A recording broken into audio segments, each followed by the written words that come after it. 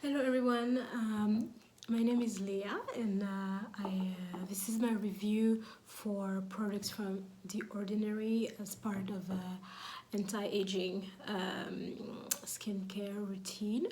So I had been hearing a lot about The Ordinary for now, I think a year, and I really wanted to try. I looked at a lot of reviews online and I just didn't want to just believe the hype. I really wanted to try the products, and so this is my review.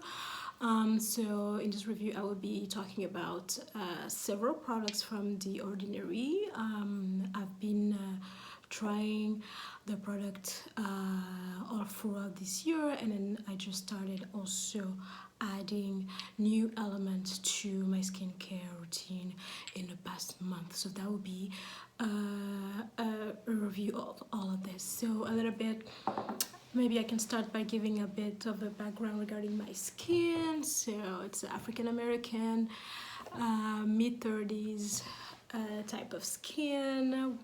Unfortunately, fighting all types of acne and wrinkles, which seem not to be able to escape that. So I think 2019 I was tired. I was like, I need a solution. I need something that's gonna really manage acne, manage the holy hyperpigmentation, and then also start really working on like a few areas like skin texture and moisturizing levels, and even a bit of wrinkle as well. So it has been an education, and I think The Ordinary was able to really give me like every type of little element that you could actually add to your skin routine and really show some results. So first of all, let's start with the beginning. So a year ago I started using both the Salicylic Acid 2% solution for blemish prone skin, and the niacinamide 10% with zinc 1%. Why? So I decided to really attack the biggest problem, the reason for my hyperpigmentation, acne. So, and as you can see, like, I've tried products before that you would get from CVS or even sometimes doctors, and it will always have like salicylic acid to 0.5 or 1%. And I have to say, after going through like more than 20 years on with acne medication, acne solution, I wasn't really seeing a lot of result.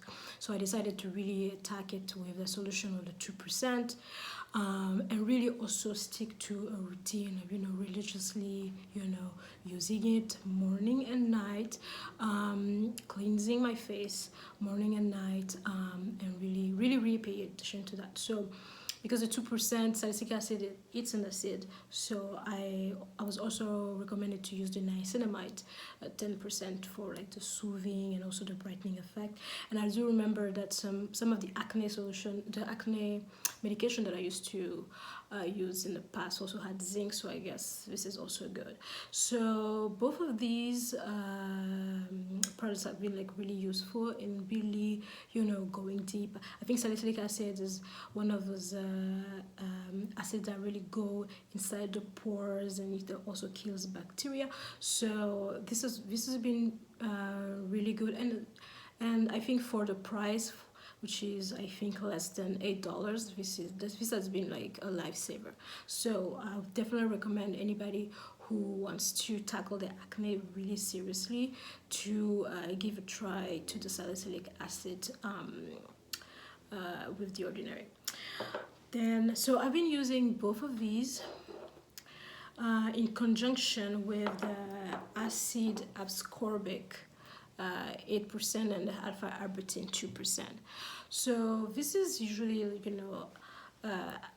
vitamin C, basically, also known for the antioxidant purpose. Very good moisturizing as well, because obviously anytime you put an acid on your face, you know, you're gonna have questions of dryness. You're gonna have, you're going to have to like maintain moisture level. So that was very good. So I will also apply that on my face after the salicylic acid.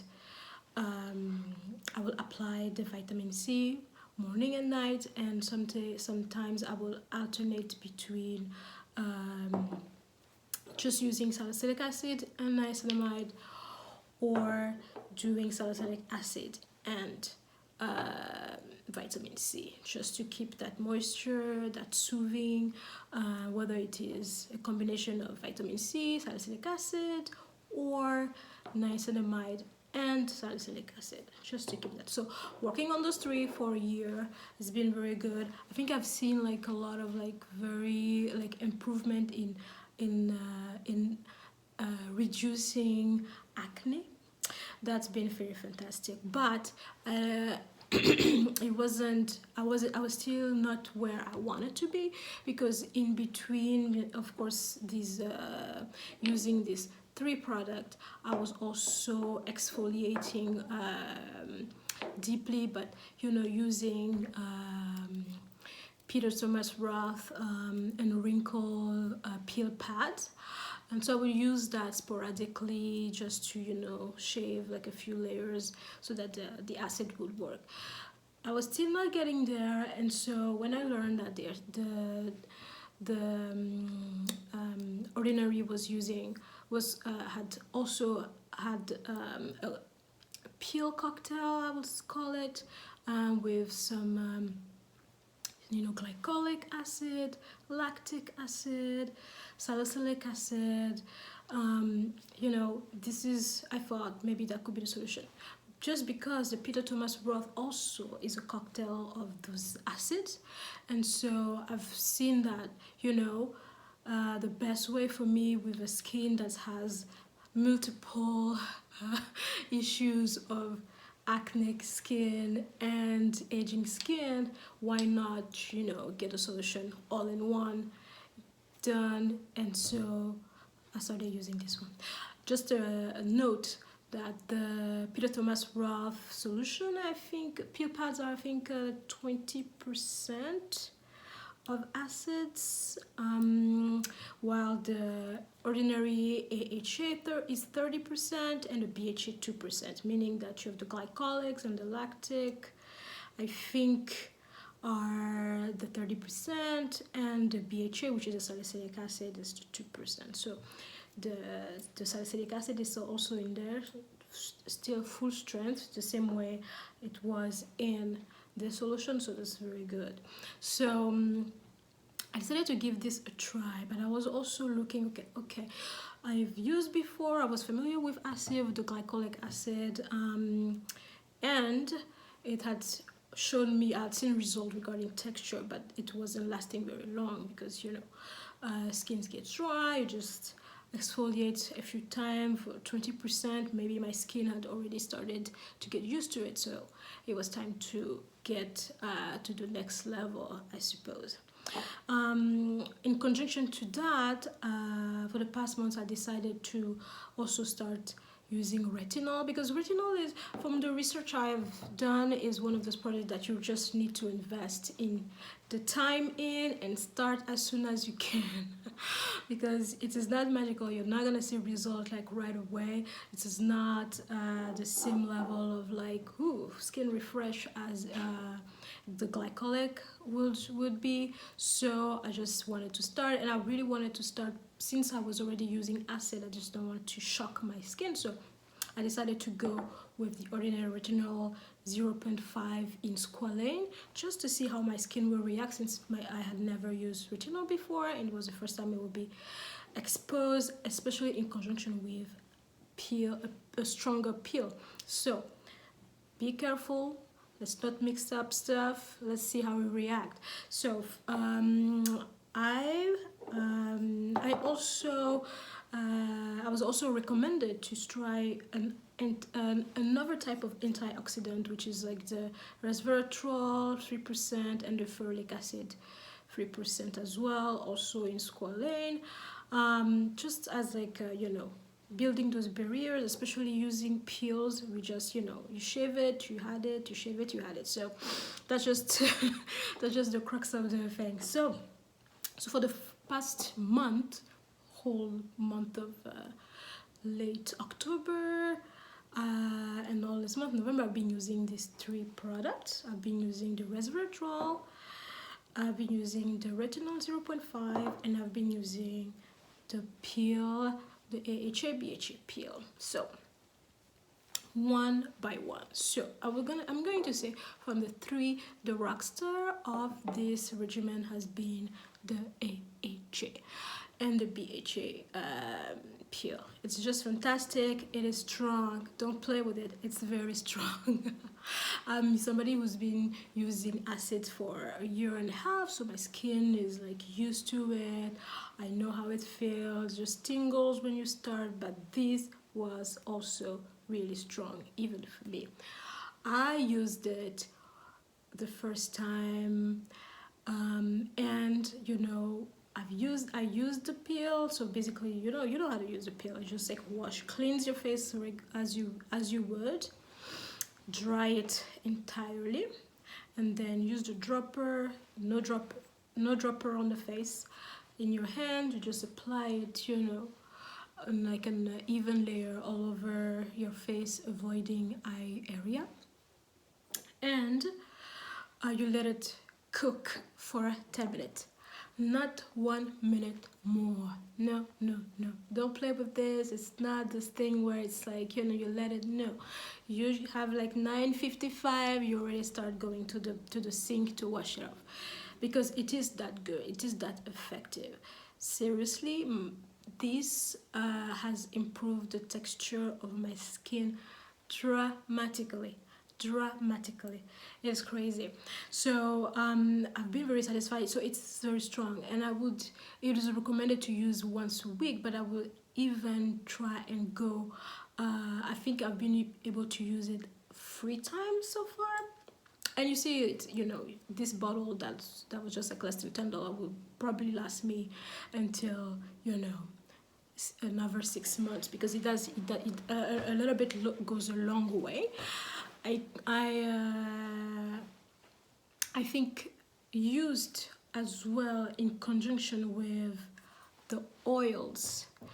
After that, the antioxidant, the resveratrol, and the vitamin C, you know, after, just to like quench your skin and like, you know, restore the balance in your skin, has been fantastic.